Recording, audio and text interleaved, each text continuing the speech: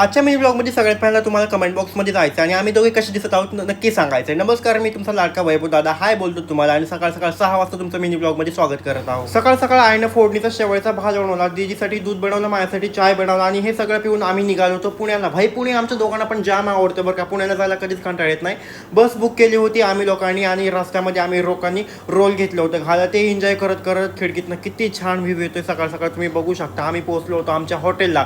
आता इकडे येऊन हॉटेलला पोहोचलो आणि सगळ्यात आधी आम्ही चाय आणि कॉफी बनवून पिणार होतो कारण ते फुकटचं मिळतं, त्याला कोणी इन्कार करू शकत नाही. मंडळी, तुम्ही लोकांनी आज काहीतरी नोटीस केलं असेल, आम्ही दोघे बहीण भाऊ आज जामच खुश होतो कारण आम्ही आज पुण्यामध्ये होतो. पुण्यामध्ये येऊन खुशीच होते आणि वरून आम्ही लोकांनी मॅचिंग घातले होते. ही कॉन्सेप्ट कशी वाटली नक्की सांगा. आणि ही आयडिया माझी होती, मी दोघांना सेम टी शर्ट आणले होते.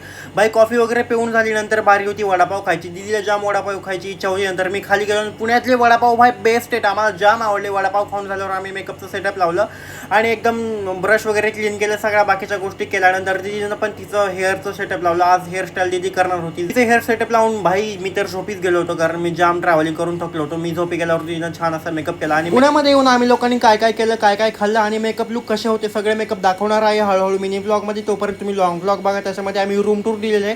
तुम्ही खूप सारं प्रेम दिलेलं आहे लॉंग ब्लॉगला. ॲक्च्युअली ज्यांनी नाही पाहिलं त्यांनी जाऊन बघा चॅनलला. Thank you so much for this watching.